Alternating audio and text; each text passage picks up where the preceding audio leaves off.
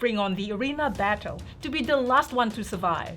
Form alliances, but ultimately, there's only one champion in Combat Arena Lair of the Beast. And today we'll be teaching you how to play Combat Arena Lair of the Beast, game published by Games Workshop, and it is part of the Warhammer 40,000 universe. And hello everyone, it's Stella. And Tarrant here from the Dice Tower. Let's get to the game.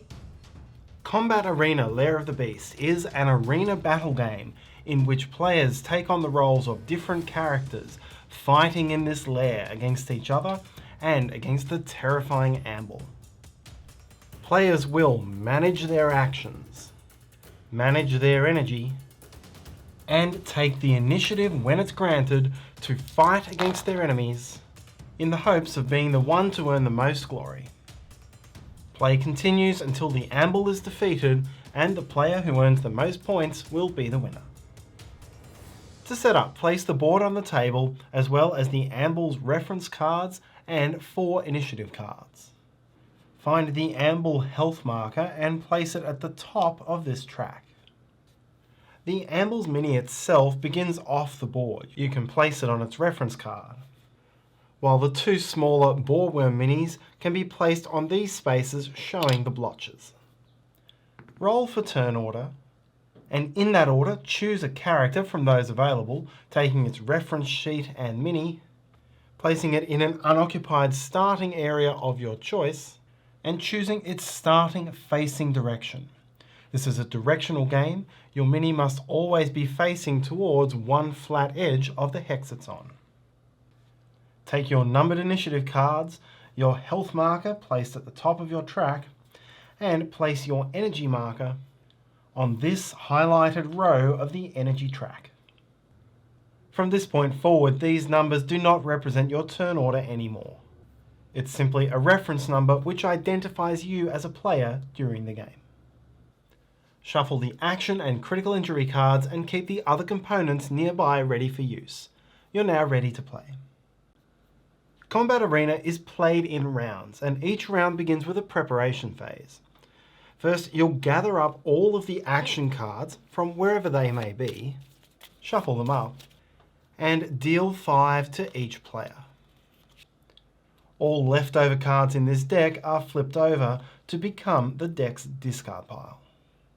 Then set up the round's initiative deck.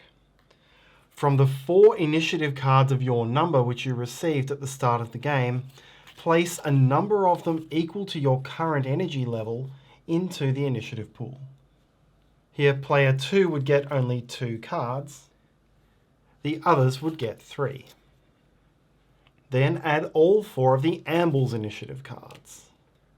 Shuffle these cards up, and that becomes the initiative deck for this round. You'll then proceed to the fight phase. The fight phase is played in turns as determined by drawing cards from the initiative deck. Each turn begins by flipping a card, and whoever card is drawn takes the next turn. This means you'll never know exactly how long it will be between turns. You could take consecutive turns or have quite a long gap. It also demonstrates the importance of having high energy at the start of the round, as this will give you more actions. On your turn, you may use the action cards in your hand to take one action. On most turns, this will mean playing one action card to the discard pile and taking one of the 3 actions printed on it. This could be the move action at the top, the attack action in the middle, or the special action at the bottom. Note that not all special actions can be played in this way. Some of them are response actions which you can play out of turn. You could also choose to use your fighter's unique action. What this does varies from character to character, but all require you to discard 2 action cards from your hand to pay the cost of the action. If your chosen action has an energy modifier, then resolve that on the energy track before you take your action. If you reach the top or bottom of the track, you can still resolve your action, just don't move your energy marker any further. You may choose not to resolve an action when it is your turn, but if you do this, you must still choose one card to discard from your hand. And if you have no cards in your hand when your card is drawn, then you skip your turn. The top action on any card will be movement, and there will be 2 or 3 parts to any movement action. These are a number, which is the range of movement, a facing icon, which relates to which direction you'll face at the end of the movement, and then possibly an extra text effect, which enhances or places restrictions on the action. For the movement range, you may move up to that many hexes in any direction. It doesn't matter which direction your mini is facing. You cannot move into or through another fighter, including the Ambull, although you can step on a boreworm. More on what happens if you do that later in the video. After the movement is done, set the facing of your mini. If the movement has this icon, then you can set your facing in any of the 6 directions. It does not matter where or how you moved. With this icon, your facing must be set so that you are facing away from the hex that you just left. And with this icon, you must turn so that you are facing into the hex that you just moved away from. These ones always relate to backing away. Finally, resolve any other text on your movement card. Attack actions are made up of either 1 or 2 parts. It will show a number of dice, which tells you the number of dice you'll roll in the attack, and there may be some extra text which modifies the attack. Each character has 2 weapons, and each weapon has a different kill zone based upon where you're standing and which direction you're facing. For Ambull in this location, this would be the kill zone for Power Blade, and this would be the kill zone for Ranger Long Rifle. Choose your weapon and choose exactly 1 target fighter within its kill zone. This could include the Ambull, but does not include the boreworms. Roll the number of dice shown on the attack card. Determine whether your target was in a light blue or dark blue space of the kill zone. Each die which meets or exceeds the relevant number scores a hit, and each hit scores a number of wounds against the enemy. Before applying wounds, the defender does have the chance to play a card for its defensive special action if the player has one in hand. If not, apply wounds. Each wound causes this marker to drop down by 1 step. So here it was 15 wounds for 1, 2, 3, 4, 5, 6, 7. And then when you reach the lowest step, pause.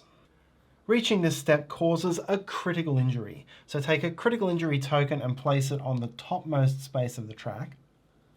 And draw and resolve a critical injury card from the deck. These generally improve your energy, but give you some other negative effect. You'll either discard the card immediately, or temporarily keep it in front of you for an ongoing negative effect until the card is discarded. Then continue applying wounds. Here we'd suffered 7 wounds. The 8th wound would take us back to the new top of this track, and we'd keep counting down. 9, 10, 11, 12, 13, 14. Causing another critical injury, and finally the 15th wound. Once your entire board is full of critical injuries, then you are defeated. That is the sequence if you score any hits. If, on the other hand, all of your rolls are misses, you gain 1 energy as consolation. There are also cases where the attack card will simply describe the entire attack, and this supersedes the weapons on your player card. In the case of shove, you'd select a fighter in your fighter's front arc, meaning in one of these 3 hexes in front of your fighter, and push it 1 step away from you without changing its facing. If the mini being pushed can't move because there's a wall or another fighter in the way, it stays where it is and suffers 1d3 damage, which means you roll the d6, halve its result, round up, and apply that many wounds. If you push somebody onto a boreworm, then it has the same effect as walking onto one voluntarily. You destroy the boreworm, but must roll 6 dice. For each result of a 1, you suffer d3 damage. In this case, 3 and 2, a total of 5 wounds. Other than this, the special actions on the action cards give you a variety of different abilities you can take. And note that in addition to the unique action which costs 2 cards to resolve, each player's character also has a passive ability, which you'll try to resolve to your best advantage. When an Ambull initiative card is drawn, you'll resolve an Ambull turn. The Ambull will be controlled by the player who has the most critical injuries. In the event of a tie, it's whoever has the lowest energy, and if still tied, roll to control the Ambull. On the very first Ambull turn, the controller places the Ambull anywhere on the board and chooses its facing. On all subsequent turns, it begins its action from where it's currently standing. If either boreworm is not on the board, then the Ambull will try to call a new boreworm. Roll 1 die. On a roll of between 4 and 6, the controller places a boreworm in an empty hex adjacent to the Ambull. Next, the Ambull moves. The controller takes the bottom card from the action card discard pile and resolves that card's movement action for the Ambull. The controller has free rein to use this movement action however they like, as long as the Ambull finishes within 1 hex of another fighter, if possible. Ignore any text which would restrict the Ambull's movement or cause it to do another attack. Once the movement is finished, resolve an attack for the Ambull, drawing a card from the bottom of the deck in the same way. The Ambull will always first attempt to use Deadly Claws, and unlike for the players, who may only target a single target within their kill zone, the Ambull always launches a separate attack and a separate die roll against all enemies in that kill zone.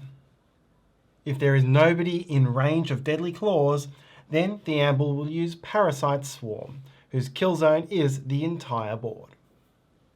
The aim of the game is to defeat your rivals and stay alive. If you are defeated, then you're out of the main part of the conflict. Flip your card over to the fate of the defeated side. You'll remove your mini from the board, while the player who defeated you gets to increase energy by 1d3 steps. On all of your subsequent turns, you get the chance to disrupt the remaining players' games. Roll 1 die and resolve the effect based on the outcome. In all rounds after the one in which you're defeated, you'll have 2 initiative cards in the deck. When the Ambull suffers wounds, you'll track it the same way as you do for the players, placing critical injuries when it gets to the bottom of the track. You will not, however, draw any critical injury cards for the Ambull. The game ends when the Ambull has been defeated. Each player who was not defeated scores 10 points, and each opposing player for which you landed the defeating blow scores you 5 points. Defeating the Ambull only triggers the end of the game. There are no points for doing this. The player with the highest score wins. What I've described is the basic game, but there are also 3 variants which you can explore. In team mode, you'll team up 2 versus 2, fighting against the other teams as well as trying to survive the Ambull. Once per round, each player may use a teammate's initiative card to take a turn at a more opportune moment. And when the Ambull is defeated, the game is not yet over.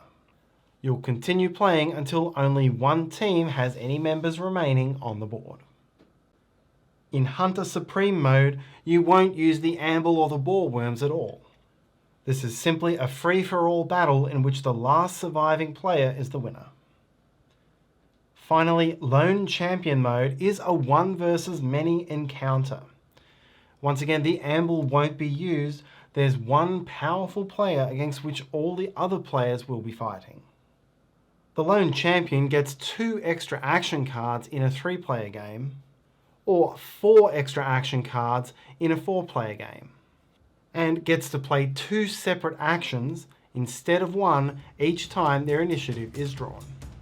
And that's how to play Combat Arena Lair of the Beast. Thank you so much for watching. Everything you do will help us. Every single view, every time you like our video.